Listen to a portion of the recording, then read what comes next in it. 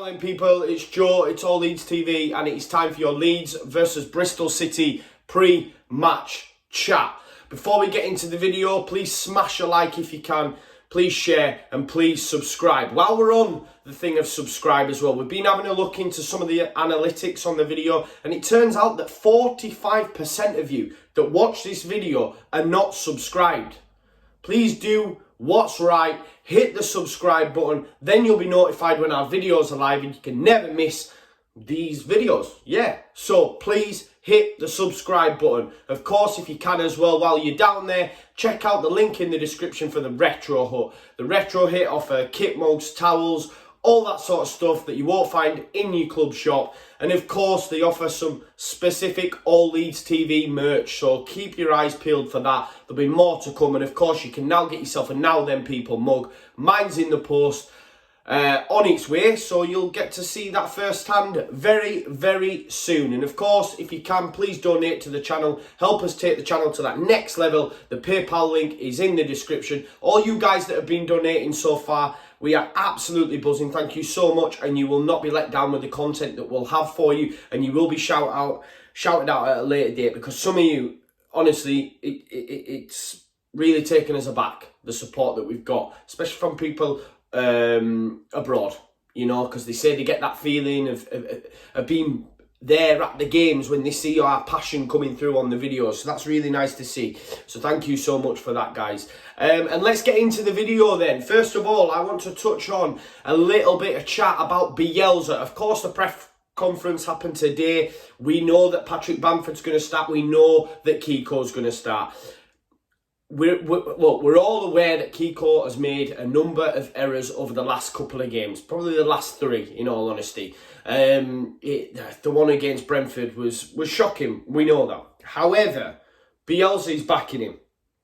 It's done, he's got his full backing. If he isn't taking Kiko out after the run that he's been on, he never is. Okay, they're the cold hard facts. We speak about it before, about the size of the squad, the rotation, starting Patrick Bamford. We're now discussing Kiko Cassia. Bielsa's his own man. Strap yourself in. We're all in for the ride. He isn't going to change. The only way Kiko comes out of this side is if he gets his ban. Okay, and we have to accept that fact. And for me, he's got my backing because of that. You know, I've heard a lot of stuff about the confidence amongst the back four and amongst the squad in Kiko. Will it waver? I think it's wide of the mark, and the reason that I say that is he is always given the ball. He's never missed out. It's not as if they have an opportunity for Kiko and someone else and think, you know what, I'm not giving it him, because they always do give it him.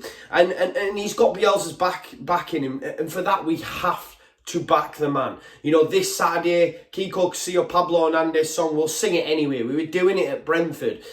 Big shout out them away fans that were there, by the way.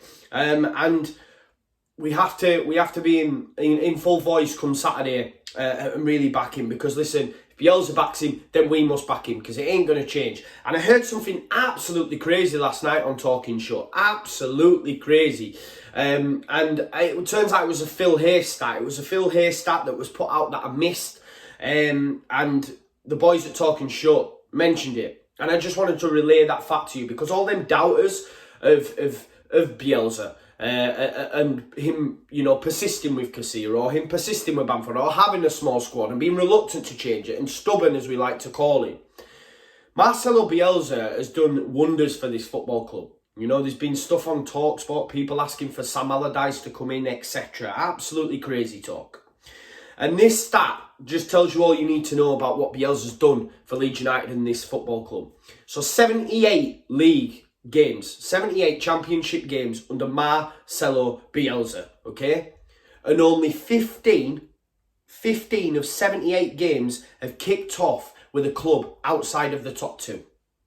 So only 15 games out of 78, I'll keep repeating it, only 15 games out of 78 have been outside of the top two.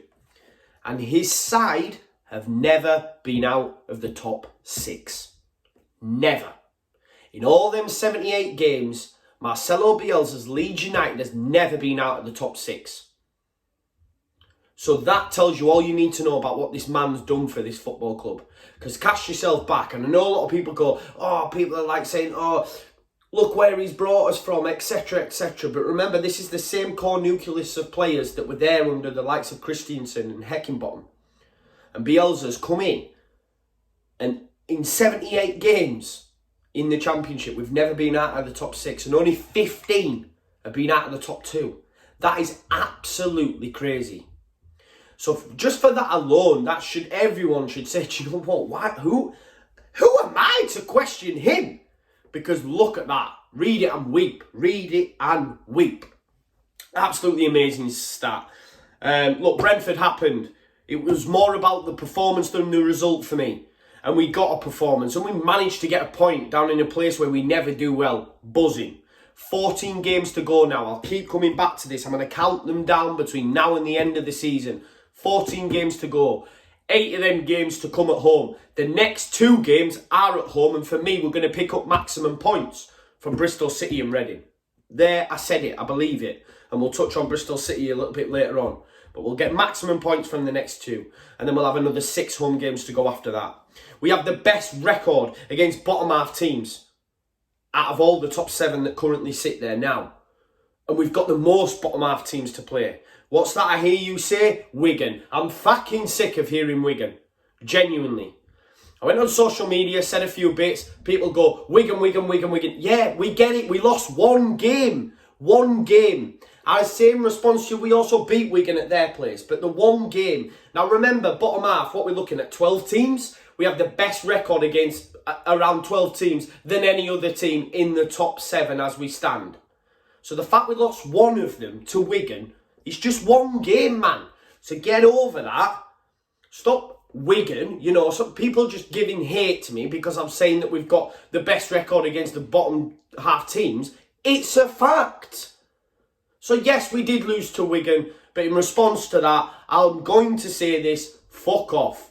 Anyway, move on. Bristol City, last time out, first game of the season, absolutely schooled them, taught them a lesson. 3-1 it was, goals from Pablo Hernandez, which was an absolute peach of a strike, left foot, allowed to turn, bang. And then, of course, Patrick Bamford and Jack Harrison got involved. I think it was Wainman that got a late consolation for them. Look, we've won 6 of our last 7 home matches against Bristol City. We have a very, very good record against Lee Johnson and his boys. However, Bristol City are on a bit of a run. But when they're on a run, it never interests me. And the reason I say that is because that's what Bristol City do under Lee Johnson. They go on decent runs, they then lose about 4 or 5 on the bounce. They'll win about 4 or 5 on the bounce, and everyone's praising him. They'll lose about 4 or 5 on the bounce, and everyone wants his head. They're the cold hard facts behind it. So, them being in a rich vein of form doesn't worry me. And of course, they did go 3-0 ahead against Derby last time out. And Derby almost caught them. And obviously, the game finished 3-2. So, they can be got at. But Lee Johnson and Bristol City do not worry me, genuinely. I might end up with egg on my face, but look, that's what I'm here for. I have put my head above the parapet. I'm there to take the grief if it comes. Sorry. But look, they do have some decent plays in there. Josh Brownhill, losing him to Burnley, catastrophic. It's easy for me to say. Let me put my teeth back in. Catastrophic for Bristol City because, you know, he's a top player. I mean, look, he's the 3rd top scorer. He was involved. He's got assists, etc. And he's a big loss to them. Leading the line, of course, they have Jeju. Now, Jeju, for me, just looked lost. If you remember in that first game, didn't get a sniff against Ben White, against Cooper. And I believe that'll be much of the same, if I'm being totally honest, at Ellen Road. Especially with KP back in there. KP's performance against Brentford was immense. Anywhere close to that, and the likes of Cooper and Ben White being so short, Jeju doesn't get a sniff. He might not even start because, of course, you know, Michael Jordan, Naki Wells, he's at Bristol City. He's got amongst the goals in the 2 games that he has played for them, one off the bench.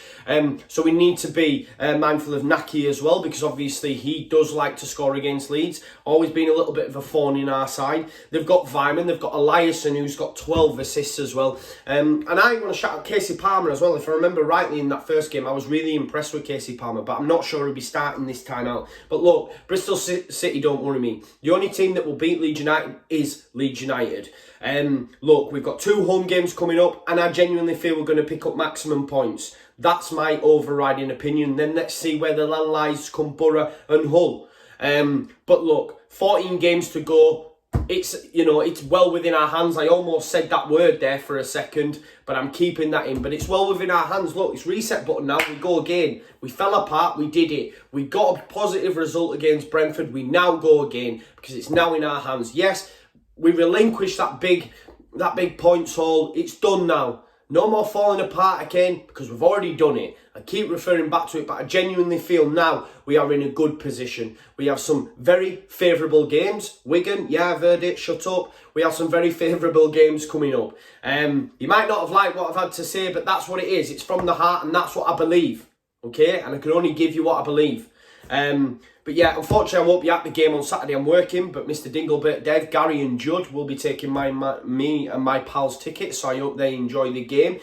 Please like, please comment, please share. And of course, please do subscribe. 45% here and actually subscribe to the channel. So please make sure you do that. And thank you so much for tuning in. And just for your own peace of mind, Conor is okay. He has got a touch of the Wainmans about him at the minute. He's feeling very positive. But you need to get on that vein, you know, too. And there's the reason behind that is because ultimately, we now have the squad. We've got 14 games to go. They need our full backing. There's not going to be any new additions. We're aware of injuries, long-term, for sure gone. We have that squad. We have that nucleus. We have to back them. The fact that Kiko hasn't been dropped after the performances that he's had, he's not going to get dropped. We have to back the lads.